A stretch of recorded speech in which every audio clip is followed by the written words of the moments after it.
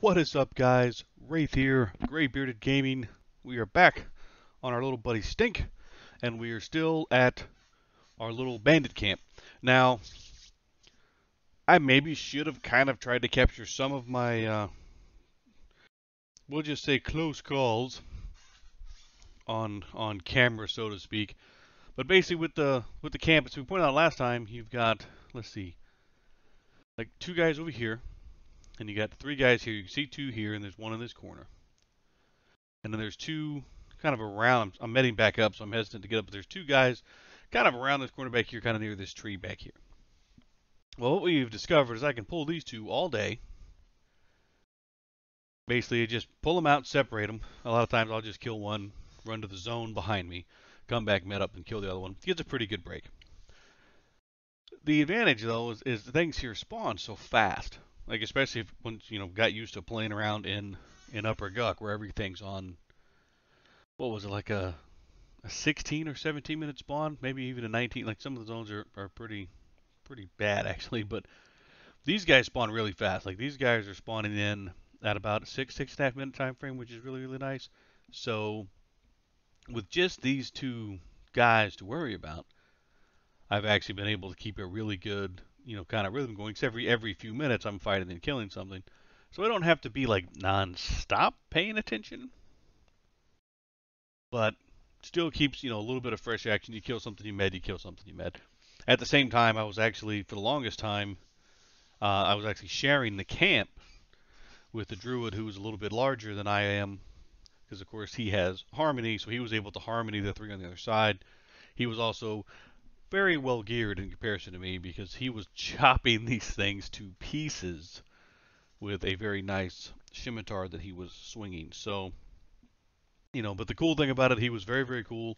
He took the one side over here, and I stayed on my side right. And he even asked me, like we had a big long chat. I like to blurb out the chats these days, just in case. But very friendly dude. So we split the camp for a whole play session, which was pretty cool. But we're actually getting really close, really close now to picking up level 14. And again, it goes just somewhat kind of like this. I mean, I've got him, or fizzle. Always start with a fizzle just so you look awesome. I don't need that mana, honest. Basically, I still back them up a little bit, just because they do, one of the time they do run off when they get low. I found that if I get them back here, they tend to either go straight through me, or just immediately turn like towards this tree, and then I just kind of follow them out towards the water and kill them. Now, one other thing that I stopped doing in most instances is I stopped actually doing the slow, just to kind of conserve mana. They tend to die quick enough where I don't need it, and I just go pretty aggressive on them, which has been working out for me, pretty good. Like I said, I pull them with the dots, I get the dots rolling. The other handy thing about these guys, and we'll see if I can figure out how to loot something, is they drop bronze. So we've actually made a little bit of plat. Now, I have been passing on the bandits. Actually, I think I picked up two. Hear me out. Yeah, I grabbed like two. I don't think I can turn these things in. I probably need to jump on the wiki and Google it, but I don't think I can turn these things in. Even with the amount of killing that I've done, I don't think humans are going to want to have anything to do with me just yet. So we'll see if I just delete those when I get around to it. But like I said, so far the experience has been really good. I mean, just for these two guys being able to just cycle them over, is it absolutely non-stop action? No, it's not. But again, every few minutes I'm killing something, as opposed to like when I was doing Guck and doing like the Crocs, the Gators. I'm doing like one kill every 5 minutes. When you space them out, you get a little distance on them. You get one kill about every 5 minutes or so. And here, I am consistently getting 2 kills every 6 minutes. So it's worked out pretty good. At the same time, I haven't really stretched or pushed myself, because I'm pretty sure I could also handle the two guys around the corner over here and get them separated and this separated. But we'll see. What I'm actually hoping for, like I said, since we are so close to our level now, is that we will get our ding, and then with our new nuke. I wish I had been correct in the video I did a couple videos back, where I thought it was the new dot that I got. That would have been outstanding for the cause, because then we could just pull them and just root rot the bejesus out of them. Which, I'm not saying that's not going to happen some, but it's just going to be so ridiculously inefficient right now, I think, to try to do that, because my disease Spell does not do a lot of damage. And honestly, the poison one is falling off for the mobs that I'm trying to mess with. So we'll see how it goes. I don't think that root rotting is going to be a thing just yet. At least not consistently. So I mean, even after this camp, I'll most likely try to find some place where I can somewhat stand in front of it and tank it a little bit. So we'll kind of see how all that stuff goes. But no, like I said, it's been a really good camp. Like I said, and I'm hoping. I mean, maybe we'll see if this one actually gets us the ding. We can field test some new spells. So just like clockwork, pull them back, get to the edge, lots of space to work. Don't aggro anything else, which is nice. Another thing I actually didn't look up is when they redid the experience modifiers is maybe they cranked this one a little bit higher because it seems to be very, very nice. And like I said, there's a few other people that know about the camp as they have shown up, but it is a pretty good spot. I will say definitely, a little jealous of the druid and his ability to just come in and harmony and just pull at will. Like, he was able to wreck these things. Like, if we had any way to separate them, that would be outstanding. So in any class that could do that. I think that's why I was also with my enchanter. That's such an easy time because you could lull one down. If you were, a paladin could knock it out relatively easy as well. We didn't get the ding, but man, we were so close. So with paladin, once you're big enough to have spells and you have your lull spell, you could lull them down. What's that? 14, I think. I should know this because we just played a paladin. But let me tack on the level, and we'll mim some spells. We'll be back here in just a few minutes, and we'll field test how our new nuke is going to work on the same camp and see, like, can we extend our sphere of influence in this little thing and maybe take out the whole thing. We'll be back in just a few minutes, guys. Stick around. All right, gang, we are back. We are scribed. We have our spiffy new spells. Yeah, we got a handful of new things in the toolbox, one of which, I guess. All right, let's get brave. Let's take gate off of our toolbar for the first time in a very, very long time. Now, we're not quite at full mana yet, but we do have a volunteer, so for the sake of keeping everything on the up and up, we're going to go ahead and pull. So going to pull with our Tainted Breath, which we've been doing that anyway. He's going to come in here. We're not going to do another one. We're going to try out our new Spirit Strike. Kablow! Yeah.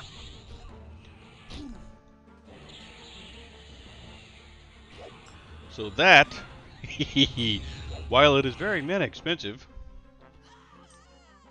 in 3 spells we went through a pretty hefty chunk of our mana, is literally night and day as opposed to what we were doing with our other blast. So Spirit Strike, we were just hitting for 74 and 74, whereas if we back up, scroll, I got so much stuff here where I did everything else. But yeah, we're doing 60 more damage basically with that spell. Because when we hit it with a Frost Rift, it was like for 15 damage. That one was for 74. So let's see what we're looking like here.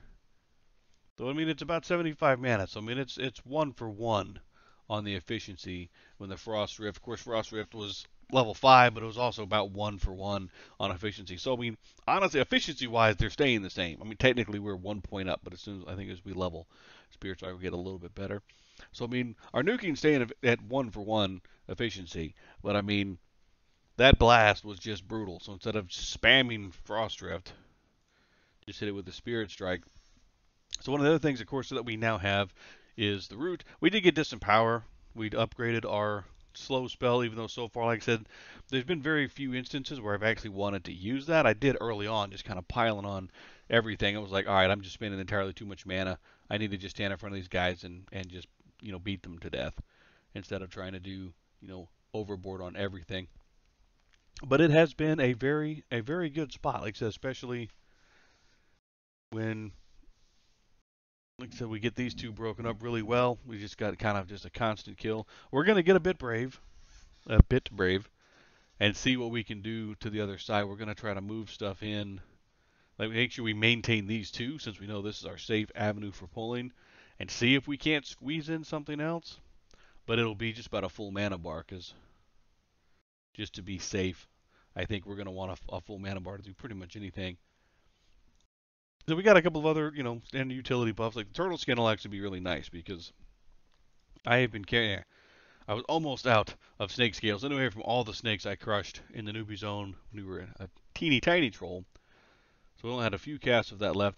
And it's not exceptionally efficient anyway, honestly. I mean, we were only getting like a couple of armor. Like right now with our self buffs, 328 hit points, 315 armor class, again, which is pretty decent. And we were actually rebuffing right before the pull, so we didn't even get all of our own buffs on. I'm still primarily focusing on strengthening feet like a cat. What's going to make me hit at least harder, at least more consistency.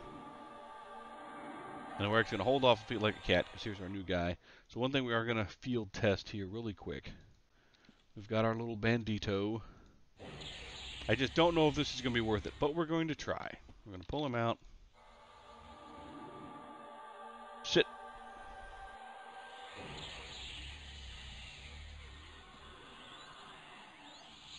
I'm going to stand in front of him. Well, in this case, sit down and med.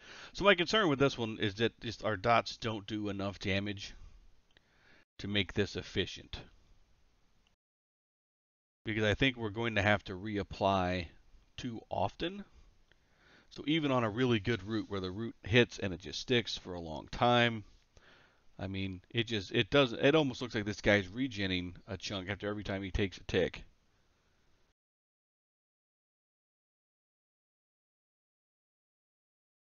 I mean, he's about gone through almost a full cycle of the dots. Well, at least of the poison blast. That's the more important one. Yeah, Tainted Breath's already worn off. It was only like a quarter of his life bar. And we have to be concerned about trying to recast, because of course root is kind of expensive. So are we getting the efficiency back, trying to do that? Because, I mean, that root's not horrible. I guess it's only 30 mana. It's not, ridiculous. But we're on our second cast now of root, and our second cast now of our Tainted Breath. So, I mean, we've already spent 140 mana. And he's just about 36% now. And we did swat him a few times when he ran up on us. Is the efficiency there, right? I mean, because since our dots don't last all that long either. Yeah, so Tainted Breath's out again. After another cast. I guess this would actually be really fair if we were at a totally full bar of mana when we started. But again, if we're patient, yes, we can root rot. That much is definite. If we are patient, we can root rot stuff. It's almost too bad we just don't have the puppy. We could send a puppy after him when he started walking off. So, again, it's a decent field test. It's an option. It gives us that kind of, for these guys, I'm not sure it's going to be worth it. I think more for almost like a crowd control, honestly. Like when we're trying to break the spawns, we can just root one, get the other one to us, blast through him. That kind of situation, maybe. And I know that it becomes an absolute strength a little bit later. As soon as we have, and again, unfortunately, we're 14 and already trying to talk about the spells we get at 19. As soon as we get a more powerful dot, it's over. I mean, I've of course have seen, some shamans do some really impressive root rotting. As long as they can root it, debuff it, it's game over. But I think that's going to be a good spot to call it for tonight, guys. I think we are going to experiment some with this other side. We might still be here next time we jump in just because the spot has been so nice. We're just going to have to see. Like I said, it's been a very fruitful little spot for us. We went through all of 13. So we're into 14. We've already got a little smidge. The experience is moving nice. We're getting some random drops, like I said, some bronze and stuff that we can sell and make a little bit of plat. The ogres are right across the way, and they like us, which is nice. It's one of the few, we left town, and people still don't want to kill us, which is outstanding. We'll take it.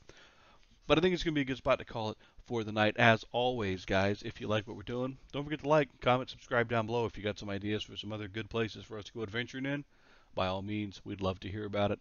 But until next time, guys, stay safe, stay distant, stay on EverQuest. Always sounds like a good idea to me. Good night, guys.